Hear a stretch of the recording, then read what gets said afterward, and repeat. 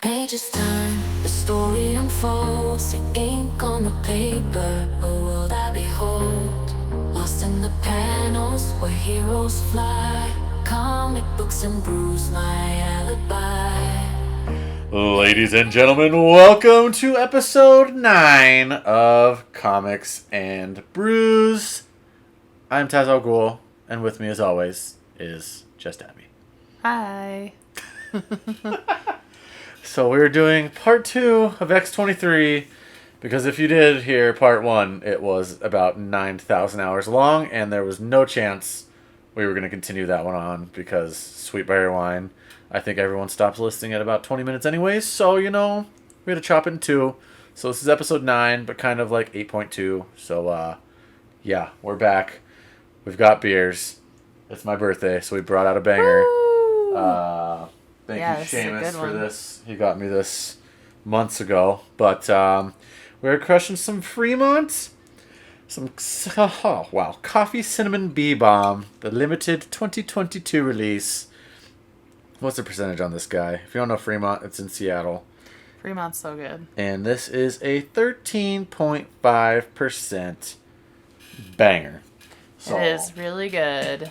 Because usually, I don't know, I get weirded out by those like fancy kind of dark beers because it's very syrupy. But this has a really good balance. It's got some little carbonation it's not in like there. super thick. Yeah. So I'm a big fan of this. This is really good. Thank you, Brandon. Yeah, thank you, Seamus. Seamus. Whoever you are. Yes. Always crush the Fremonts with him. But, yeah, we warmed up today with not beers, so that's why we had to go straight to a banger here, because I just had an Aperol Spritz and an espresso martini. Yum. Uh-huh. Abby had a wine and an espresso martini. Yeah. But, yeah, now we're on to beer, because this is Comics and Brews. It's not Comics and Booze. It's Comics and Brews. True. So, just a little recap on where we left off last time. If you made it all the way to the hour and 16-minute point where it ended, we basically left off at the conflict where it was discovered that Molly Hayes, Deadpool, and Beast had been mentally controlled by Charles Xavier, and that Zorn no longer existed. While Laura fought Reyes to a standstill, Charles attempted to flee, only to be captured. And in the aftermath of the battle, Warren asked X-23 on a date to unwind, to which she reluctantly agreed, which was the first date that led to a deeper relationship between Angel and X-23. So we left off with them cute. going on a date, a limit date. And then it gets dark. Surprise, surprise. Back to the darkness. That is so X-23. after Logan's demise, the news eventually reached Laura, and she's obviously angry and upset, and she questions her role in life now. That the man she looked up to most of her life for guidance was gone. She left the X-Men to do some soul searching, which I don't blame her. That's a huge thing to happen to her. Absolutely. When you got Logan going night-night, that's a tough Yeah. one. And after a heart-to-heart with former Alpha Flight member Colin Hume, in honor of Logan, she dyed the 4 locks of her hair blue and gold. Oh, That's hot. That's cool. Laura remarked to Kitty that she no longer felt angry about Wolverine's death, just sad, but that she had also found a source of pride in their relationship. Of course, Wolverine, Logan loved her. Oh. Wow, okay. Laura was then kidnapped by subjects of the Weapon X program as recreated by Dr. Abraham Cornelius. That's a great name. Immediately preceding Logan's death. The subjects were looking for people with healing factors to try and help them destroy the genetic time bombs in their system. And so formed the Wolverines, which consisted of Laura, Daken, Sabretooth, Lady Deathstrike, Mystique, and Elixir. Mystique? That's what it says. Is that true? I guess so. Wait, what? I don't know. That's interesting. Wow. I don't remember Mystique ever being a Wolverine, but something for us all to look up here, because what that's the true hell? or not. Elixir was quickly disabled by Siphon, and Laura saved Daken from being killed by him, although he had already been drained of his healing factor. Oh, no. Wow. Yeah. So there's just this that's Wolverine's son. group. Basically. Oh my goodness. Yeah. Crazy. The kidnappers threatened the Wolverines with control words, of which there were 4. One to control, one to sedate, one to kill, and one to release. Jeez. They were told to retrieve Logan's adamantium-encased remains, but during the mission, they encountered the wrecking crew hired by Mr. Sinister, that asshole, God I hate him, and Dakin had his left arm and eye taken from him. Laura demanded that Shogun use their healing serum to save him, since he had lost his healing factor, and she stayed by his side while he recovered.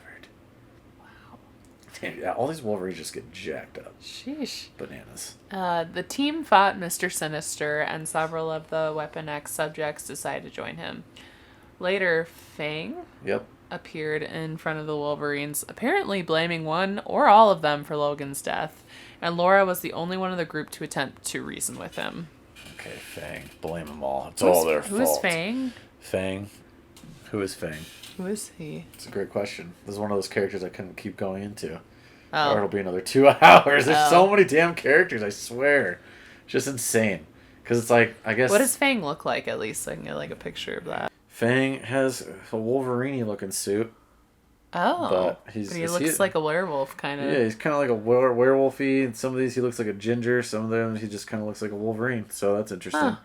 Yeah, all right. Okay. Good to know. So yeah, Fang. Fang knew that Laura was not responsible and said that she was the only one of the group that Logan had actually liked. Wow, that's funny. Suck it, Dakin. And he therefore would not mess with her in the same way he had for Dakin and Sabretooth. Laura felt bound by her circumstances, but Fang asked her why she was content to sit back and let herself be controlled when she nearly took his head off for mentioning the trigger scent. Following manipulation by Mystique... Did I say Dakin or Dakin? I don't know. I've always just said Dakin, but Dakin. It could be Dakin. You're in Wisconsin. Can say Dakin. Dakin leaped from the Changeling over Death Valley in pursuit of Siphon, and Laura followed, worried for his safety. On the ground, they encountered Blade fighting Siphon and a nest of vampires and worked together to fight them. Wow. See, there's just so many damn characters she mingles with. It's bananas. Yeah. That's why her and all these movies are going to be crazy. Yeah, they can just that's bring true. everyone into it. Wow.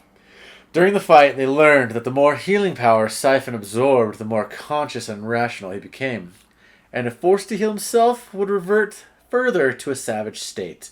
Siphon and Dakin vowed a fight to the death, but once Dakin lost the upper hand, Laura interfered to save him. Of course. She's not going to let her brother get crushed. So sweet. Yeah, what a nice lady.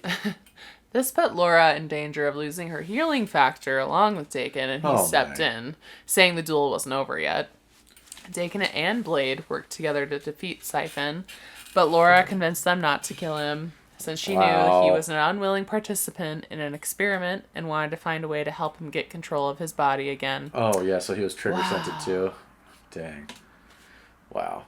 Later on, Mystique disguised herself as Dakin and tried to talk to Laura while she was training, but she saw through the disguise immediately. That's tough, because Mystique is pretty real sneaky.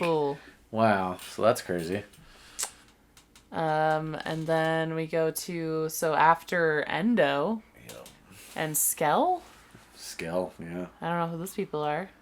I was just pulling a picture of Siphon for you. Oh, nice. He looks crazy. Whoa, he looks super cool. Looks He looks super awesome. trippy in like a black hole or something. Siphon looks legit. Wow. Dang. So after Endo and Skell were supposedly kidnapped by the Arcadia group, Laura agreed to help Junk find them. Did this like jump to something else? What is going on? Even though you think I'm a monster. The kidnapping was a trap, and the Wolverines fought Mr. Sinister for a third time. See, they always come back to him. It's so brutal. To save himself from an influenced Laura, Shogun released Laura from her control words. Okay, so she's no longer trigger-scented. She's free, I'm guessing. Wow. While Ogun fully took control of Sharp's body following his death and bought them some time against Mr. Sinister... Oh, yikes. Mystique resumed giving orders to the Wolverines. Laura was reluctant, suspected Mystique of foul play, but did as she was told. Laura's task was given to her to keep her out of the way while Mystique manipulated Dakin into letting Siphon loose so that she could finish the final stage of her plan. God, sneaky bitch. I swear. The Wolverines, minus Mystique, were left alone with Siphon.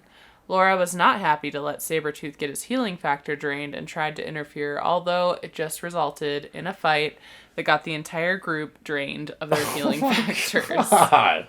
It just always gets smoked. It's ridiculous. X-23's life sucks. Oh my gosh. Once Siphon regained his rationality from draining them, Portal removed him from the scene. They tracked down Mystique and tried to fight her. She threw smoke bombs, which allowed her to trick Laura into getting close enough for Dakin to wound her, and the entire group was felled in a similar fashion. How bizarre. Wow. Just another... Oh my god. Sometime after taking up the Wolverine mantle and regaining her healing factor, an anonymous tip about an assassination planned in Paris led Laura to the city to investigate. She was shot through the head, protecting the intended target, but healed, and then tracked the shooter to the Eiffel Tower. Wow. Nothing like a skull bullet. It feels great. Jeez. God bless the adamantium. Laura managed to defeat the masked assassin after a short fight, but rather than be taken alive, the woman called in a predator drone to finish the job before jumping off the tower to her death. So she just hopped off the Eiffel Tower and said, "See you never, bitches." Laura and Warren pursued the drone through the skies over Paris, and she was able to bring it down before it could finish off its target. Laura then returned to the Eiffel Tower and located the corpse of the assassin. Nice. Removing her mask confirmed Laura's hypothesis. The What? woman was her clone. What? Da da da. Dun, dun, dun, dun, dun, dun, dun. She and Warren fled the scene, with Laura determined to both stop and save the assassins. Wow. Upon returning to New York, she revisited Alchemex Genetics to discuss the clones with its director and security chief. Laura then encountered one of the clones, Gabby, hiding in her apartment, who she realized was the one who tipped her off about the assassination. Dang, so she had a ton of clones. I know Gabby, but I did not know there was like a zillion of her. What? Huh. Gabby denied Chandler's accusations before fleeing. Laura tracked her to a hideout in the sewers where she was captured and interrogated by the remaining sisters, Bellona and Zelda. Are those like other clones? I don't know. Damn. This is a lot. Alchemax, however, followed her and attacked. Laura managed to subdue them and prevent Bellona from killing them before they were ambushed by Taskmaster. Oh, Taskmaster's back, baby. Damn. Laura subdued him, and she and the sisters fled through the streets of New York with Captain Mooney in pursuit. Who the hell's Captain Mooney? I don't know. What? Someone tell us. She disabled his vehicle, allowing the girls to escape, and issuing a warning to Mooney that they were under her protection, before leaving him bleeding in the street to meet up with the sisters. However, upon arrival, she learned a new piece of the story. The girls were dying. Unable to turn to any of her usual contacts, she instead took them to the Sanctum Sanctorum, seeking the aid of my boy, Dr. Strange. God, everyone just totally Another gets one. hooked in Yes. That's crazy. here. Wow. After an altercation with a portal to evil in Strange's living room, he teleported them all to a hospital to investigate what was killing the girls. After examining Zelda, Strange discovered nanites inhabiting their brains. Oh, that were responsible both for their inability to feel pain and their declining health. Dang. So they are... Wow. So they're all clones? Wow. That's crazy. So Bellona and Zelda are also clones with Gabby. That is nuts. I literally did not know that. So, wow. Ding, ding, ding. Drunk history. Knowledge. Unable to operate on them directly, Strange teleported the girls to one of Hank Pym's labs to borrow an Ant-Man suit.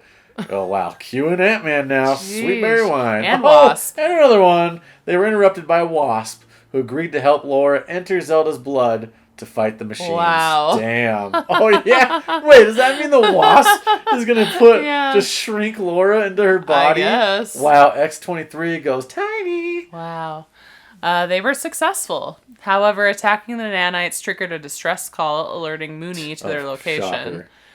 He tracked them down and fatally wounded Zelda before Laura and Jan...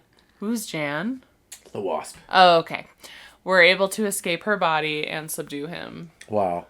Wow, no! Oh my god. With her dying breath, Zelda begged Laura to stop holding back and to go after Alchemex. Yes, Zelda wants murder. Jan offered the help of the Avengers, but Laura refused, insisting it was her the surviving sister's responsibility to punish alchemists for their transgressions. Just like mine. Hell yeah, let's go, baby! Wolverine and the surviving sisters allowed Mooney to escape and led them back to Alchemax's bunker. Nice. Smart.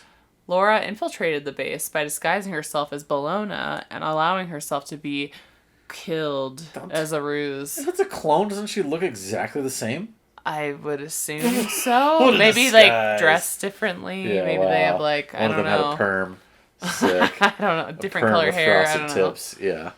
Upon awakening in the morgue, she captured the scientists there and forced them to upload all data on Chandler's activities to S.H.I.E.L.D. servers and contacted Maria Hill to call her in to clean up. While B'Elanna and Gabby dealt with Mooney, Laura intercepted Chandler and hollowed him before he could escape. Ensuring his capture when Hill's forces arrived, she and Gabby then left the bunker together. Following the destruction of Alchemax genetics, Laura allowed Gabby to stay with her while it was decided what was to become of her. Gabby preferred to stay with Laura. However, Laura intended to find a safe place elsewhere that Gabby would or could live a normal life, away from the chaos and danger of a superhero. Oh, wow. Nice try. So noble. Doesn't happen. Gabby's resistance and fear of being left alone dredged up painful memories of Laura's own desire to be a family with Logan. Wow, that's sad.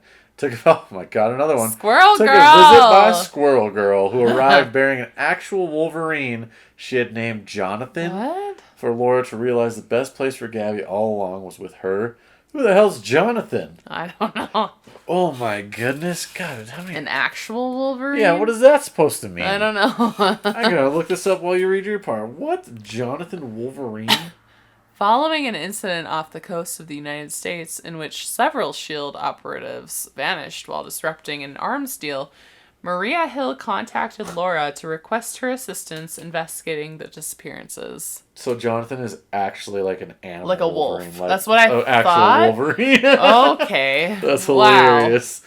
Wow. Interesting. Oh, that's funny. That's fun. Oh, wow. All right, so yeah, Maria Hill contacted Laura. Okay. The only clue was the wreckage of the boat the arms dealer used in a box pulled from the water. Hill specifically contacted Laura because the first person she called in, and who also disappeared, was Old Man Logan. Let's go, baby! My favorite character of all time, Old Man Logan. The best comic book. Wow. That's my favorite comic book ever. Read it if you haven't. Dang, okay. It's so good. Oh. When Agent Fitz opened the box at Hill's direction, Laura caught the scent of its contents and realized what happened, warning Hill to pull her helicarrier to a safer altitude. However, the warning came too late, and the carrier came under attack by Fin Fang Foom, Yeah! Fin Fang Foom! who was attracted by the pheromone, a synthesized aphrodisiac. That is a lot for me to say. Right Yeah, now. I can't believe you crushed aphrodisiac. But synthesized got you. Anyway, contained within the box and likely attacked both the missing S.H.I.E.L.D. agents and Logan as well. Laura resolved to rescue Logan and leaped down Foom's throat while his mouth was Wow, open. suck it, dragon. While Laura climbed down through Foom's digestive tract, check out his asshole, Iron Man and Captain Marvel arrived to assist, but Hill had to ask them to avoid attacking Foom while Laura was inside. When Foom destroyed one of the helicarrier's props, the two slowed its fall to the ocean. Laura managed to rescue the half-digested Logan, Jesus, escaped back up to Foom's mouth, and instructed Gabby, having arrived via S.H.I.E.L.D. flight pack, to take him somewhere safe. Meanwhile, she covered her clothing in the spilled pheromone and used it to lure an amorous Foom out to sea. Wow, alright, so she's distracting Fin Fang Foom while Gabby takes the absolutely mangled Logan, who's half eaten by a dragon. Gross. Laura was distressed when she returned home that evening, no shit, to discover that Gabby brought Logan there to recover. Why would you be distressed? That's duh, take him there. As she adamantly refused to accept that he was her Logan. However, Logan awoke and struck her speechless when he revealed that he recognized the apartment and it was where he raised her. What? Wow. Dang, see, Old Man Logan gets deep. So good. Laura found herself drawn into the conflict over the precognitive, inhuman Ulysses Kane when Ulysses had a vision that Logan would kill Gabby. Oof. Captain America was dispatched by S.H.I.E.L.D. to detain Logan to ensure the girl's safety, but Laura, Logan, and Gabby all objected to imprisoning him for something he hadn't done. Exactly. That's like that Tom Cruise movie where they just arrest people before they do things. I forgot what it's called, but wow. That's really what China's doing right now. Wow, it's terrifying. Yes. So they're basically... Captain America's trying to be China, so that's nuts. However, a fight broke out after Logan fled with Gabby under the guise of collecting his belongings and cooperating, with Rogers breaking away to pursue. With Logan and Gabby escaping using a pair of S.H.I.E.L.D. flight packs, Hill elected to shoot Logan down before he could get away. Jeez. This combined with S.H.I.E.L.D. operatives firing on him with tranquilizers, which drove him into a feral rage berserker. Old Man Logan, girl. Gabby attempted to calm him, but in the confusion, he confused her for the Gabby of his home reality. And Laura watched helplessly as Gabby was impaled on his claws. Kill her. Oh. Mad with grief, Laura tracked Logan into the sewers where he fled, still in his maddened state, and engaged him in a brief fight. Just as she was preparing a killing blow, Logan snapped out of his berserk state and pleaded with her to stop, but it was only Gabby's arrival, revealing she survived her injuries because of her hidden healing factor. Oh, heck yeah. That convinced her to back down. Wow, she's alive, baby. Okay. However, she rejected Logan's attempt to justify his actions because of his knowledge of Gabby in his universe, and she permanently severed contact with him, demanding he leave them alone and never approach them again. Wow. Daddy problems. She then regrouped with Rogers, advising him she was letting Logan go. She refused to blame him for his actions, accepting that he was driven to it by S.H.I.E.L.D.'s carelessness. X-23 then departed, warning Captain America of the probable consequences of the conflict over Ulysses' visions and demanding that she and Gabby be left out of it. While packing up the apartment, Laura received a package containing a vial of the trigger scent, which spurred Laura into leaving with Gabby and Jonathan the Wolverine. Yeah, Jonathan's awesome. They drove to one of Logan's cabins out in California. As Laura ventured into a nearby town, overhead planes released the trigger scent, making Laura black out and awaken to the town destroyed with its population killed. The whole town? Apparently. Jeez. Sweet berry wine. Well, in comes Nick Fury and S.H.I.E.L.D., and they arrived on the bloody scene to apprehend her, but she escaped and planned a course to Madripoor for answers. Of course, Madripoor. Reluctantly, Laura brought Gabby and Jonathan along. Of course, Jonathan's going to Madripoor too. Dang, so she just killed the whole town herself? Yes. Holy shit. Wow. They voyaged to Madripoor on a pirate ship under the charge of Captain Ash, Who the hell is whom that? Laura was once sent to kill. Okay. Upon arrival, Laura turned on Captain Ash because she was transporting children Oh as her cargo. my gosh. Is she a human trafficker? What's going Yeah, on? now we got human trafficking in her story. She's already a prostitute. Now we got human trafficking. Jeez, Captain Ash, she's going to kill him. Her. That sounds like it's a her. Captain Ash suddenly shot her in the stomach, but Laura ultimately threw her overboard as several helicopters hovered overhead, out of which Kimura's back. Kimura's newest henchman, B'Elanna, and Roughhouse appeared. Wait, isn't B'Elanna one of the clones? That's what I thought. Yeah. Laura surrendered in order to avoid any of the children getting hurt and was taken to Kimura while Gabby and Jonathan were being held captive on the ship to be transported back to the States. Like Kimura, That was the one who was a bitch to her when she was growing up, remember? Oh, yeah, okay. That was a big part one lady who was just an asshole. Okay. Oh, I was thinking Gamora for some reason. I was like, what? No. Okay, anyway. Using the knowledge of Megan and Debbie's location against Laura, Kimura confined her in a torture chamber for a week. Yep, she's back! To ensure she came out angry. Kimura planted the trigger scent in the bloodstream of Tiger. Two different tigers. Okay. Whose whose leadership Kimura would fill once Tiger died and set a frenzied Laura after her. Luckily, an escaped Gabby intervened, and Gambit had to explode Laura in order to stop her completely. Laura woke up to see Gabby, young Warren, and Remy in Tiger's safe house. So Remy is Gambit, right? Yeah. Okay. Tiger is Jessin Hohen. And, she basically is just like a Madripoor leader, it looks like. The new crime lord of Madripoor is what she was, I guess. Interesting. So, Young Jean, who was also brought there to help erase the trigger scent effects from Laura's mind. While telling Laura that she loved her, Gabby poured the trigger scent on herself. Oh my gosh, baptism. To begin the reconditioning. As Laura lashed out at Gabby, Jean mentally found Laura's consciousness hiding with her young self, who was being read Pinocchio by her mother, Sarah Kinney, when she was still with... What? Wait, what? Is this like some astral plane shit? Sure sounds like it. Because what on earth? But I mean, I guess Jean Grey, that makes sense. So Jean said she understood why Laura's mind retreated to a safe memory in order to block out the pain associated with the trigger scent. Laura broke the trigger scent's control over her just in time to join the fight against Kimura and her forces, who had tracked the shield planes that had arrived also searching for Laura. Wow.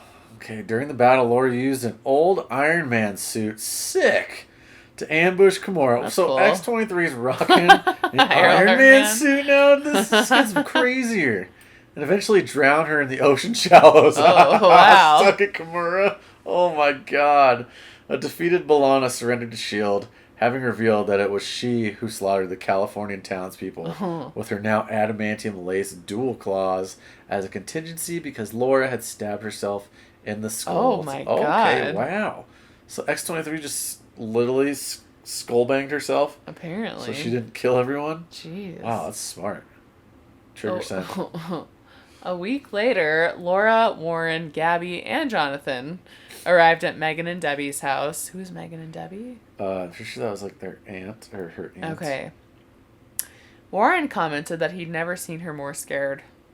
Laura was embraced by her family as she reassured them of their safety and that there was no need to hide anymore. I'm sure that's nice a lie. Yeah, I'm like, the way this has been going, sure. Holy shit. Following to their discovery of the child trafficking operation, so it was, of course, in Madripoor, Laura and Gabby began dismantling the operation by force. Hell yeah, brother. During one of these such raids on the East River in New York, an alien craft was deflected from Manhattan into Roosevelt Island by Ironheart. Oh my god, another banger. The vessel was carrying a very ill alien child from the Shi'ar Empire, and said the name Laura Kinney to Ironheart before she died. S.H.I.E.L.D. sent Captain Marvel to retrieve Laura to try and understand what was going on and stop the virus the alien child was carrying from killing the whole island. COVID. Jeez. Dr. Monica Rappaccini stole the child's body from the hospital and attempted to see if she could glean anything about a possible cure from it. Laura apprehended her, but agreed to let Dr. Rappaccini run some tests on Laura's reaction to the virus. Gabby, thinking Laura was in danger, destroyed Dr. Rappaccini's equipment. No more tests for you, Rappaccini. Working with Beast, Bobby Morse, Amadeus Cho, Nadia Pym, Peter Parker, and Stephen Strange, just a gigantic cast of bangers, they determined that Laura's healing factor could absorb and destroy the virus from other hosts. That's impressive. What we needed, was a real-life X-23. So Laura set out trying to cure the island and asked that Gabby not try to help since she couldn't feel pain and wouldn't be able to tell when she reached her limit. Worrying that she was taking on too much by herself, Doctor Strange sent in Dakin, Old Man Logan, and Deadpool to help spread out the workload. Let's go! That's a squad right there, baby. Wow. She was surprised that Dakin would come to help, and he said that he wasn't doing it for the island, only her. Deadpool, meanwhile, said he had been offered a gigantic amount of money, so that's why he's doing it, to get paid. Although Laura was reluctant to talk to Logan at first, he apologized for what had happened during their last encounter, and Laura told him that she was glad he was sorry. Although they were both weak from absorbing so much of the virus, he said it still felt pretty good to be helping people instead of stabbing them. Laura managed to eradicate the last of the virus on the island, although she was unconscious for 2 weeks after doing so. Not a big deal. Just 2 weeks of life. See you never. Once she regained consciousness, Gabby told her that they had been offered an apartment on Roosevelt Island. Sick. Laura said she didn't accept rewards, but Gabby said that she had already accepted the offer and that technically it was her apartment, although she'd love to have Laura stay with her. So it's just Gabby accepting rewards. So good call, Just Gabby. Abby, just Gabby. Just Abby, just Gabby. Captain Marvel came to see Laura and let her know that a cure to the virus was being developed, and Laura said she would take the cure to the Arphesia's planet to try and eradicate the virus entirely with the help of the Guardians of the Galaxy. Oh, They're coming back. Oh, yeah. I would not doubt that. After a week of space travel, they reached a moon on which the Shi'ar base was being constantly swarmed by the Brood. The Brood are just like a bunch of cockroach-looking things. It's disgusting. Ew. Once they landed on the moon, Gabby, Jonathan's still here. Baby Groot stayed behind the ship while Wolverine and the Guardians tried to make contact with the moon base. Groot's probably like one of my favorites. Yeah? Yeah. He's so cute. It's awesome. Gabby became enraged after the Brood attacked Jonathan. I No. would too. It's your dog, man. Yeah. And was subsequently captured. No. Drax prevented Laura from going after Gabby, believing that she was dead, and she and the Guardians entered the base where Fang was waiting for them. Jeez. Arphesia had been sent to Earth with a list of names, including those of the scientists that had eventually developed the cure for the virus. She'd only been able to give Laura's before she died. The virus had been engineered to try and control the Brood, but it backfired. Not only made the Brood angrier, but infected the Shi'ar people as well. So, surprise, it's spreading. How bizarre. Laura insisted on going after Gabby, and even when she saw her turn into a Brood queen, refused So she just turned into a cockroach? What's going on? What? She refused to let the Guardians destroy the moon with her on it. After Gabby's healing factor purged the Brood Queen and everyone was safely off the planet, Laura asked Rocket if he could still blow up the moon. Rocket said he could do it at the click of a button, and at the protest of Chief Scientist Rain Keen, Gabby did the honors. Nice, so Gabby blew up a straight-up moon. Sick. Wow. Laura and Gabby were made aware that Dakin's left arm had been found hanging from a bridge. A scent left at the scene led Laura to believe that he had been taken to the facility. Oh no. He's back to the facility. No. Sneaking out of the apartment, asking Jonathan to look after Gabby. Jonathan's going to look after Gabby. Laura got warned to fly her out to the facility. She found a take in which a figure was submerged and smashed it. Believing it was Dakin. Instead, it was her mother, Sarah Kinney. What? Whoa. I thought her mom was dead. I thought she was dead too. I'm confused. Oh my goodness, no one's ever dead in this world. Right? Laura took Sarah to Debbie and Megan's house, and Gabby met her there with Jonathan. Sarah claimed that someone had saved her after Laura had left her in the snow outside the facility and stored her in a tank.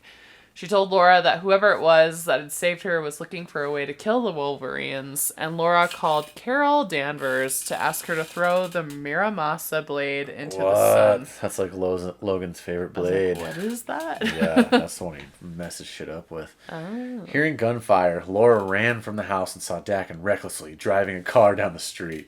Confused at the lack of people pursuing him, Dakin came inside with Laura but was acting agitated, saying that he had been tortured for days by the Orphans of X and had seen them monitoring this house. Oh no. Goodness gracious.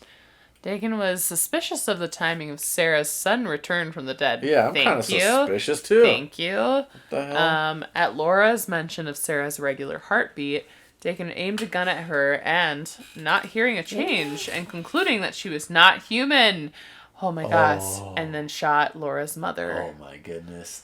This caused Laura to attack Dakin and Gabby, and Megan to follow suit. He tried to explain that it wasn't Sarah, but Laura refused to listen because she's like, that's my mom, but no, it's not really her mom. Till she knelt beside Sarah and her eyes started to glow green, saying the Orphans of X were coming for her. Wow. Laura called Captain Marvel to call off her pursuit of the Miramasa blade, but she was too late to warn her, and suicide bombers from the Orphans of X incapacitated Carol, and the blade was retrieved by Amber Griffin. Who is that? So Captain Marvel got subdued by the Orphans of X. How the hell? Who is Amber Griffin? Who is Amber Griffin? I don't know. I don't know either. That's just one of a million characters that I know I can't that are appearing get in her into. storyline. Like, That's crazy.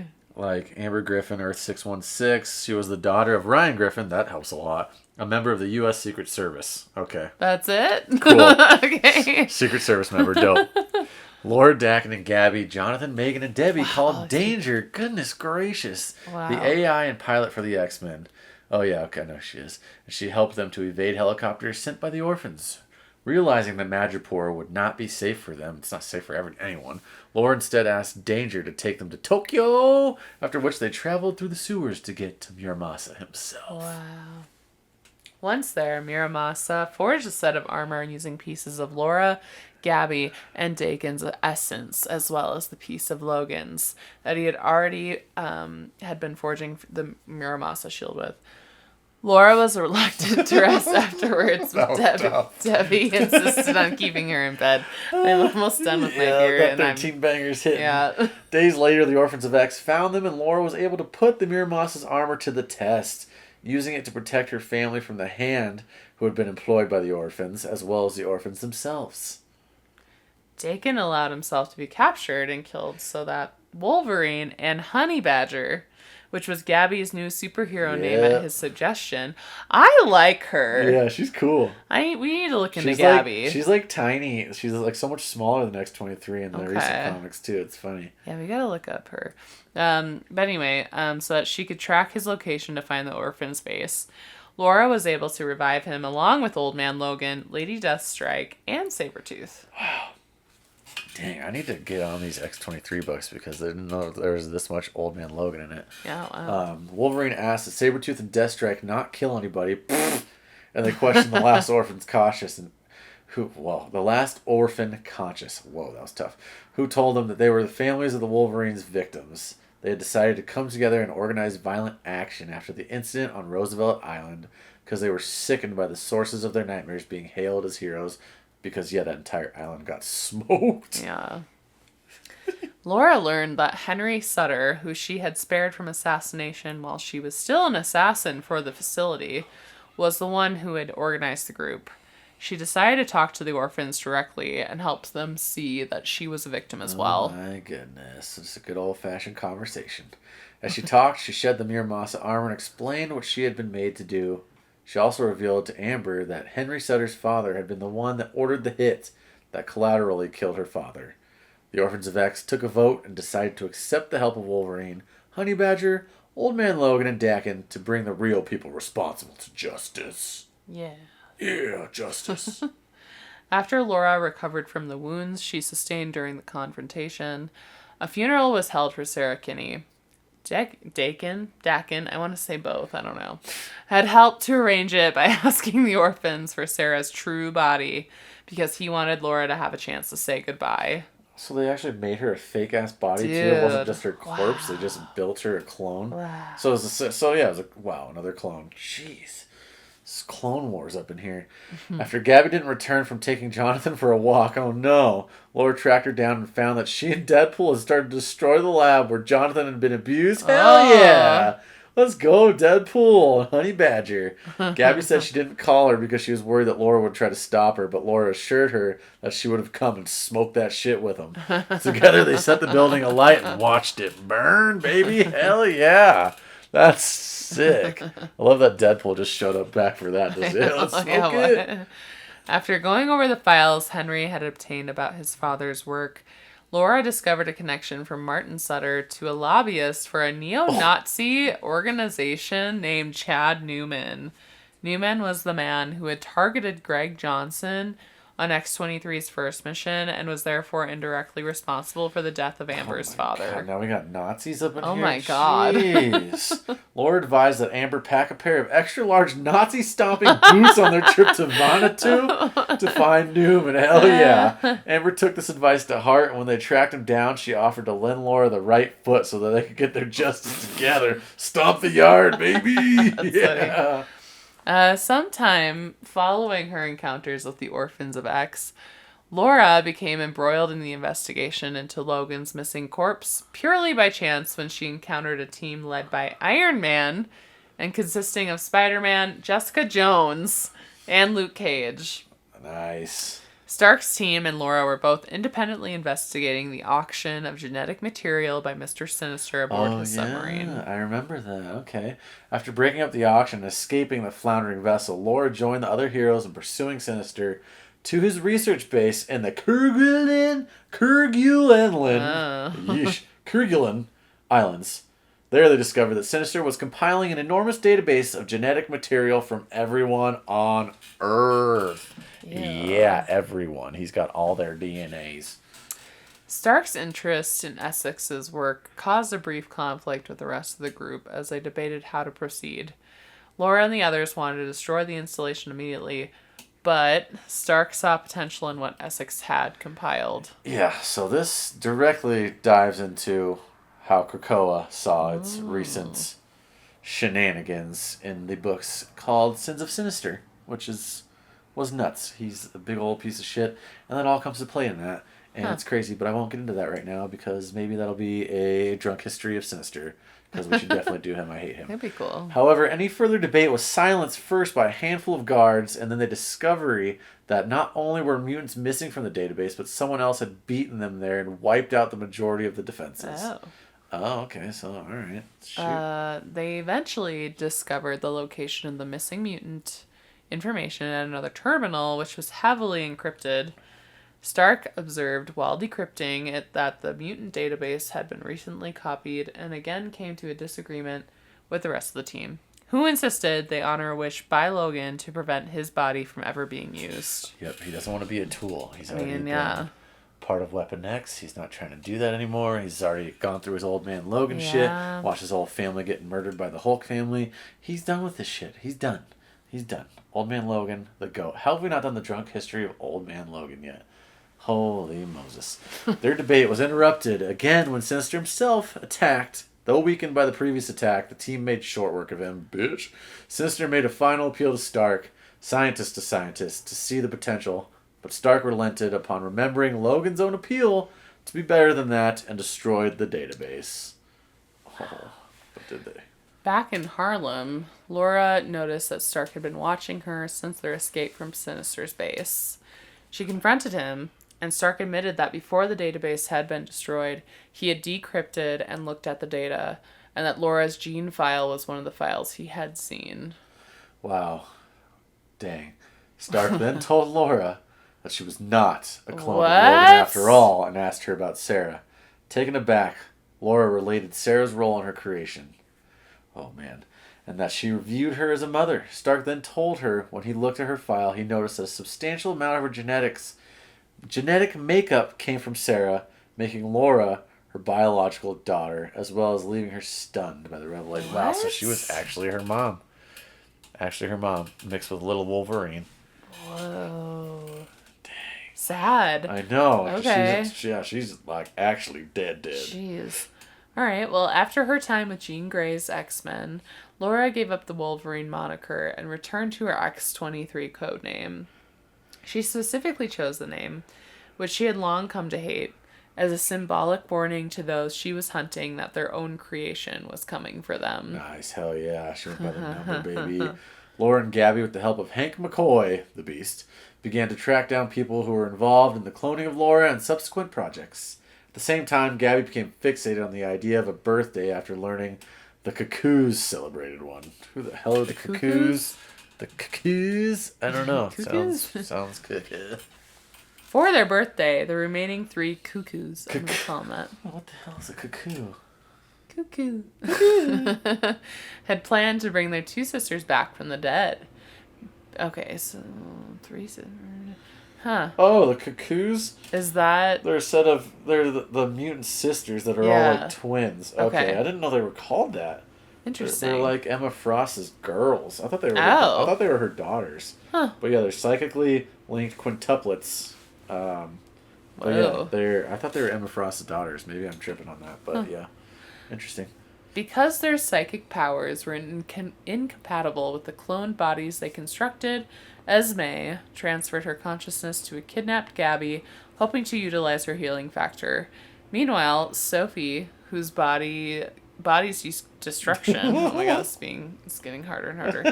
Whose body's destruction had been accelerated by Esme, contacted Laura psychically and offered her assistance. That was the toughest sentence yet. Let's go. Oh, wow. I got this. When Mindy came to find Laura, Sophie persuaded her to their side, and they drove to the X mansion to face the others. In the midst of the fight between Laura and Esme, Mindy slipped into the mansion to use Cerebro. Oh, you know what Cerebro is? I feel like I do. It's the helmet that Charles wears. Yeah. And together with Phoebe and Celeste, they trapped her in the psychic plane after being removed from Gabby. Later on, Gabby invited some X-Men friends to their apartment for a funeral party for Esme. Wow, that's what I want when I die, is a funeral party. Which included cake and party hats. Also want those at my funeral. Right? No, ice cream. Ice cream, that's more my speed. That's a but must. in the reality created by Nate Gray and a life seed, a world where everyone on Earth was a mutant and relationships were strongly discouraged or illegal. What? That's interesting. That's very weird. Laura became a member of that reality's X-Men, the primary response team to all matters of worldwide threats and danger. What in the world? That is wow. weird. That is weird. She unknowingly replaced Bishop on the X-Men after he was arrested by Department X for having a forbidden relationship with Jean Grey, and all traces of his existence were erased. Jeez. What? Bishop was banging Jean? Poor Cyclops. Man. Cyclops just really went through a lot. Yeah, I mean, I'm pretty sure her and Logan had a thing too. And now he's got Bishop just got time traveling to Mystical Girl. Dang. That's crazy. Nate Gray's illusion didn't take long to show some glitches, and Laura started seeing glimpses of her past life with Gabby during one of her first missions with the team. After talking to Nate about it, he confessed she had indeed a sister, but shoved it aside, claiming they all made a sacrifice. Who has a sister? So he must have, made it so that Laura didn't think she had a sister. Oh. Or, clone, whatever you want to call her. Yeah, she's just, forgetting. Yeah. Dang. She remained with the team for a while, but her suspicion that something wasn't right never went away. Duh. After finding Bishop's secret armory in her place and talking with the other X-Men about it, the assembled X-Men began to plan how to confront their teammate.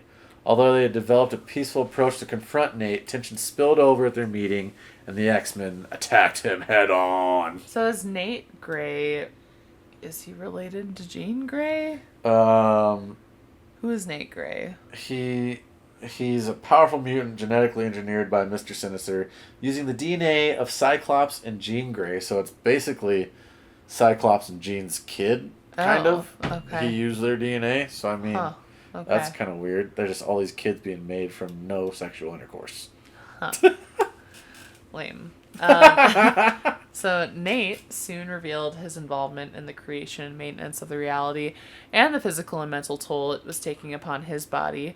While revealing the truth, members of the X-Tracks and the Danger Room prison that included Gabby attacked the gathered group, forcing the X-Men to protect Nate until matters could be sorted. Let's just kill him.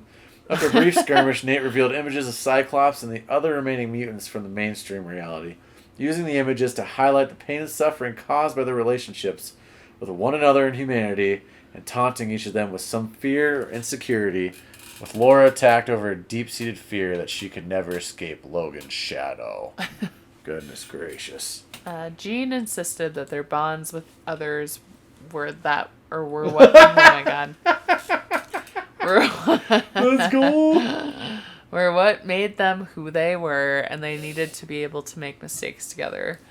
After some discussion over what they were returning to and the ramifications of dismantling this reality upon its inhabitants, the X-Men eventually all decided to leave the manufactured utopia and returned home. Good. Stupid. What a just jabroni fake reality. Get out of here with that shit. Nope. It's like the Matrix. Then we get into Krakoa and the Vault. This is my jam. Krakoa was sick. As per my words, this shit's effed up. And later, Laura became one of the inhabitants of the nation of Krakoa, where she teamed up with Psylocke and young Cable in investigating the new threat of Apoth. Oh. Not long after, she resumed using the Wolverine codename and was picked along with Darwin and Synch to go into the vault in Ecuador, as she was one of the few mutants who could survive the temporal disparity. Oh, messed up. As soon as the three entered the vault, they seemed to lose contact with the X-Men, and because time moved much quicker inside the vault, the trio were stuck within there for centuries. Yeah, it was jacked up. During their first day while engaging the children of the vault in battle, Laura killed Serafina and Fuego. After seeing her teammates killed, Aguja angrily killed herself by projecting a force field that destroyed everything around her in an attempt to kill her foes. However, Wolverine recovered with her healing factor, as did her teammates. The team then spent 100 years inside the vault gathering intelligence on the children and learned that the city could resurrect any children that were killed through cloning in order to continuously evolve them. Yeah, it's just it's crazy. Wolverine and Synch eventually became romantically involved. Yes, they were lovers. So sad. Although it took Laura time to warm up to him, their first kiss didn't happen until their 217th year together. Oh my god. Yeah, they were just trapped in there forever. After Wolverine and Darwin were captured, Synch, who couldn't rely on Wolverine's longevity powers anymore, fled the vault for a week and returned 100 years having passed. He managed to rescue Wolverine, but Darwin was captured by the city in order to learn how to create a new generation of children. Yeah, so Synch's powers is like he can basically like pull other mutant powers and use them. Jeez. So that's how yeah. The couple then attempted to leave the vault, but Wolverine had to stand behind to hold off the children while Synch fled outside. Is it Synch or I don't Synch? know. Synch, I don't know. Who knows? Okay. I always just said Synch, it's probably wrong. He was also eventually killed by the children, but managed to make telepathic contact with X and ensure everything he learned about the vault was passed on to him in resurrection. Because, yeah, in Krakoa, they can resurrect them now. If they get killed, they just bring them back in the hatchery. Huh. Wolverine was also resurrected, but without the memories of their time in the vaults. Basically, all that love, all those hundreds of years they spent together was wiped, leaving Synch with the burden of remembering their time together all alone. Dang. That love is all lost. So sad. It remained unknown to anyone that the newly resurrected Laura was a duplicate, as the original Laura was not killed but captured and kept alive by the children inside the vault. Forge eventually discovered her on a rescue mission for whom he thought was Darwin and managed to get her out of the vault. Yeah.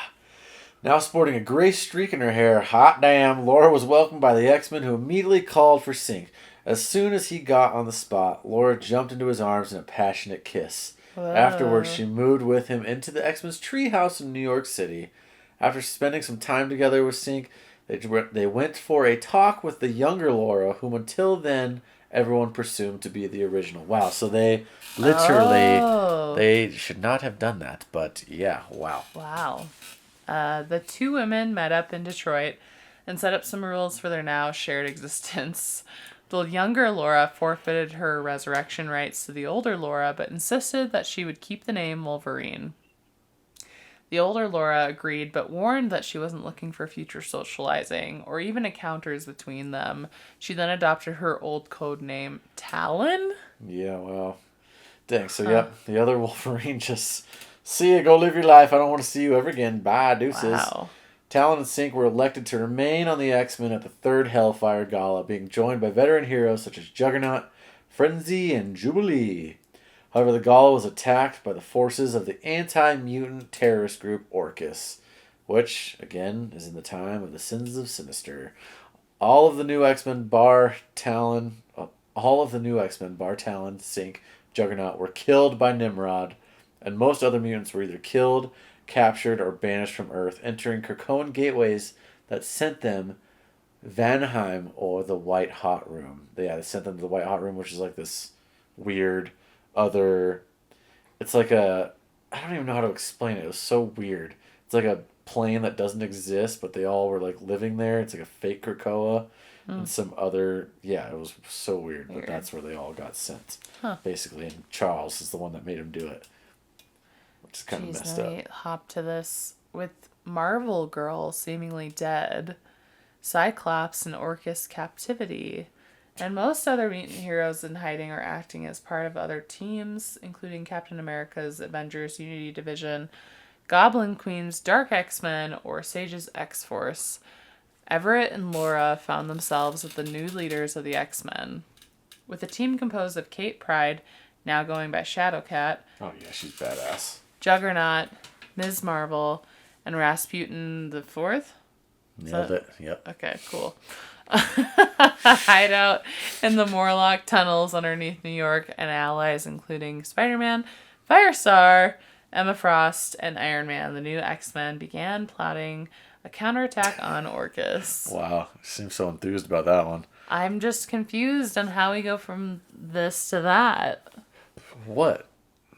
The Hellfire was attacked, so basically, like, Orcus is like the terrorist group that hates mutants. So they basically killed them all at the Hellfire Gala, and they sent them all into this gate. So basically, all mutants were like banished, and Orcus was kind of taken over. And if any mutant was like seen, they were just supposed to kill them. Oh. So like basically, all these teams were basically underground. So like, Miss Marvel, Rasputin is Colossus. They were all basically like a secret X-Force team working together because they all had to kind of go into hiding. They couldn't like be seen out in the day, because they would just get killed or attacked by Orcus. Oh, so they had to like secretly plot and plan how they were going to beat Orcus. And yes, this whole big thing, Charles basically made them all leave, and he thinks that he killed just billions of mutants, and he was supposed to be the leader of the mutants. But surprise, he was a savage and screwed them all over. But yeah, that was like a 5 bajillion issue comic book section of Orcus versus X-Men. It was like 2 years long. Jeez. I just finished it like in like 2 weeks ago. Oh, okay. So yeah, because they just started a new X-Men book. But yeah, that's the whole battle and how the possible end of Krakoa. I will leave it at that for anyone else to read. But yeah, it was nuts. But yeah, that's why that was a weird hop there. But as part of these preparations, Everett and Laura mounted an assault on the High Evolutionary, hoping to forcibly recruit his help. This failed disastrously, with Laura being completely disintegrated. Oh my god. Her consciousness living on in Everett's mind, thanks to telepathy borrowed from Marvel Girl. Yikes. However, without Laura's healing factor to draw upon, Synch's body began rapidly aging due to the prolonged sinking of Jean's power from memory. After the mental imprint of Talon urged him to not dwell upon her and join the fight against Orcus instead, Synch was forced to let her go. And that was the death of X-23. Wow. Yes. So, I haven't read the new X-Men books, but that is kind of like, that's towards the end of this huge war between Orcus and the X-Men. And I'm sure she'll come back someday. I'm sure she'll come back, but yes, as far as I know currently, X-23, Talon, Wolverine, Laura Kinney is dead. Wow. I know. She has quite the history, and just that was like the longest, craziest. Suffering. Yeah, her whole story was just suffering. Pure, just getting ruined. She was a prostitute. She had to go rake on child. She was an assassin. She was a child trafficker. She had her mind controlled. She got sinistered. Wow.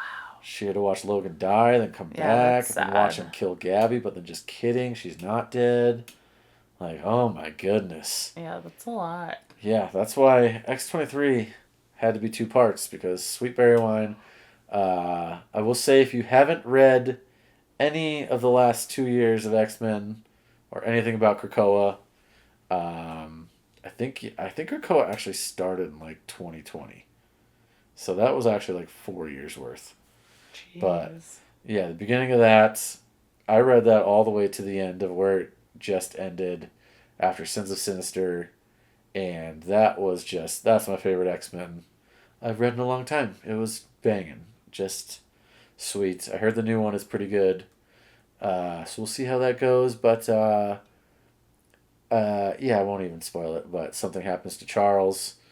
I won't say if he's dead, I won't say if he's alive, I won't say anything, but like I just said in this episode, he's the reason for all those mutants disappearing, or what he thought were dead. So what happens to him? You should read it. You should read it. But yeah, that is... Shoot. I guess that's the history. The drunk history. Wow. Of X-23. What a history. Abby Like finished her that. 12.3 banger. Yeah, I'm She tired. was struggling at the end there. Sentences were tough. But, wow, just under an hour. Not bad. Yeah, so thank you if you made it another hour. If you didn't, I don't blame you because that was very long. lot. That was very long. It's going to take you a couple days to listen to, but X-23 is a banger. Read her books. Read the X-Men books recently. They're good. But yeah, if you subscribe, like always, I'll send you stickers. Just got to DM me on Instagram, comics_brews, so I can get some details on where to ship them, and I'll send them to you if you're in the U.S. But yeah, that is the drunk history of X-23, Wolverine, Talon, Laura Kinney. Cheers. Oh yeah? The story unfolds, the ink on the paper, a world I behold. Lost in the panels where heroes fly, comic books and brews, my alibi.